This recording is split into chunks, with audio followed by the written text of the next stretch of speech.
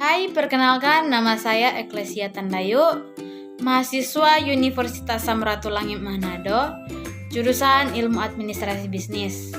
NIM saya 2108 1102 0050. Saat ini saya akan memaparkan materi-materi yang sudah saya pelajari mengenai mata kuliah asas-asas manajemen. Materi yang pertama yaitu hakikat manajemen. Pengertian manajemen menurut Kamus Besar Bahasa Indonesia. Manajemen adalah orang yang mengatur pekerjaan atau kerjasama di antara berbagai kelompok atau sejumlah orang untuk mencapai sasaran, dan juga orang yang berwenang dan bertanggung jawab membuat rencana, mengatur, memimpin, dan mengendalikan pelaksanaannya untuk mencapai sasaran tertentu. Kalau menurut para ahli manajemen yang pertama dari Mary Parker Follett, ia berpendapat manajemen adalah seni dalam menyelesaikan pekerjaan melalui orang lain. Dan dari James A. F. Stoner, dia berpendapat manajemen dapat diartikan sebagai proses perencanaan, pengorganisasian, kepemimpinan, dan pengawasan upaya usaha-usaha anggota organisasi dan menggunakan semua sumber daya organisasi untuk mencapai tujuan yang ditetapkan. Selanjutnya, manajer. Manajer menurut KBBI adalah orang yang mengatur suatu pekerjaan atau kerjasama di antara berbagai kelompok atau sejumlah orang untuk mencapai sasaran.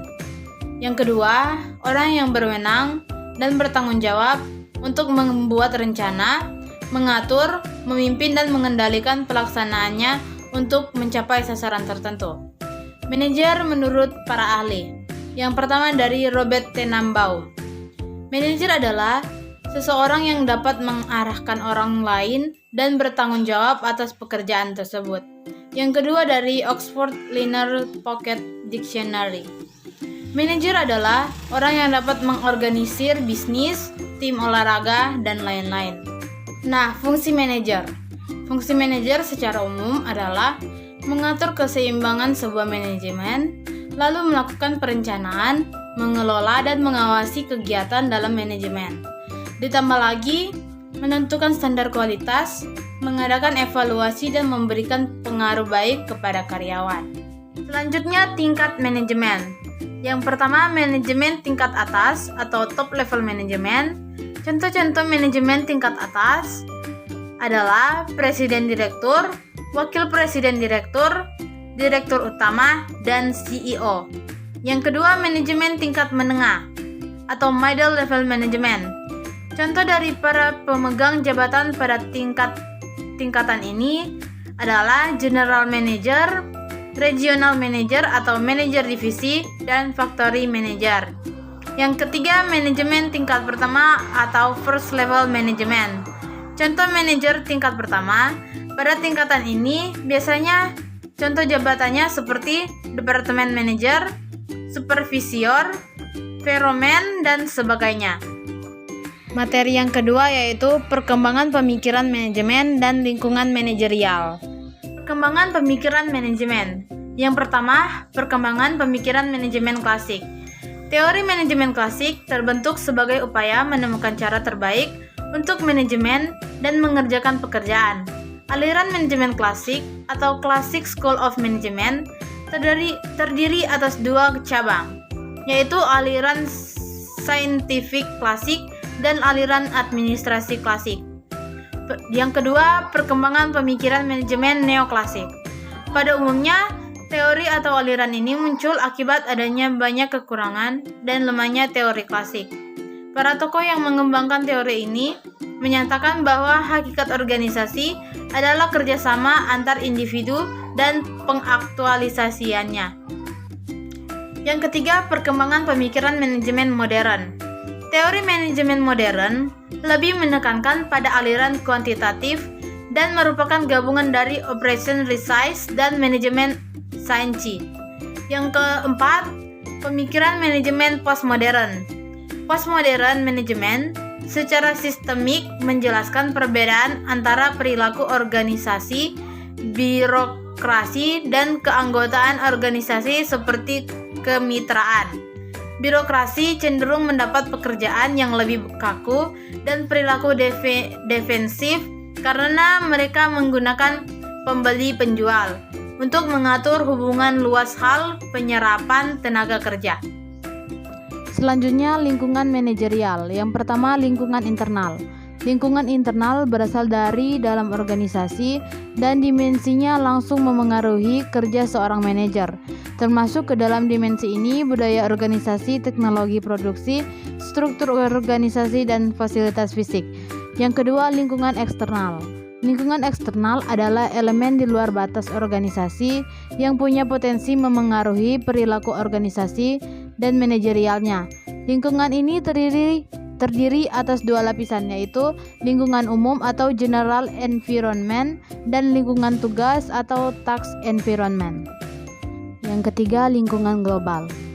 Lingkungan global adalah faktor-faktor yang mempengaruhi kemampuan perusahaan untuk melakukan bisnis global, untuk menjual barang dan jasa guna mencapai tujuan perusahaan. Dan yang terakhir, lingkungan manajerial kultural. Materi yang ketiga, pemecahan masalah dan pengambilan keputusan. Macam keputusan manajemen. Yang pertama, keputusan yang terstruktur.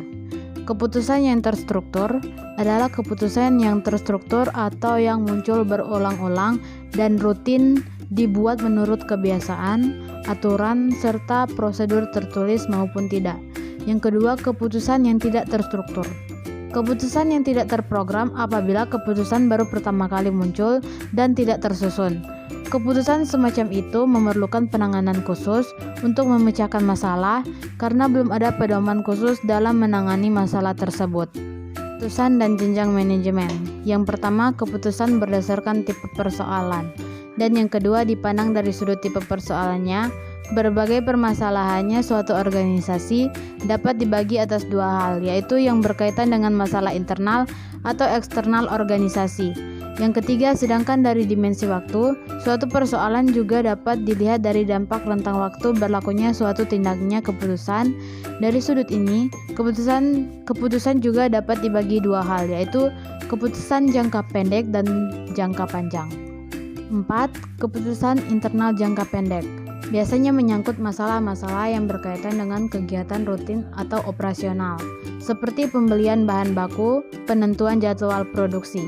Kelima, keputusan internal jangka panjang adalah keputusan-keputusan yang berkaitan dengan permasalahan organisasional, seperti perombakan struktur organisasi, perubahan departemen. Yang keenam, keputusan eksternal jangka pendek berkaitan dengan semua persoalan yang berdampak atau berhubungan dengan lingkungan dalam rentang waktu yang relatif pendek. Misalnya, mencari subkontrak untuk suatu permintaan khusus.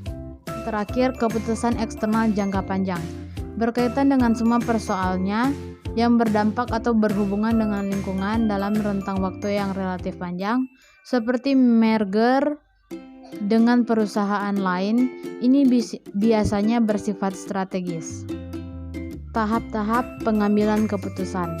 Yang pertama, mendefinisikan masalah tersebut secara jelas dan gamblang atau mudah dimengerti. Yang kedua, membuat daftar masalah yang akan dimunculkan dan menyusunnya secara prioritas dengan maksud agar adanya sistematika yang lebih terarah dan terkendali.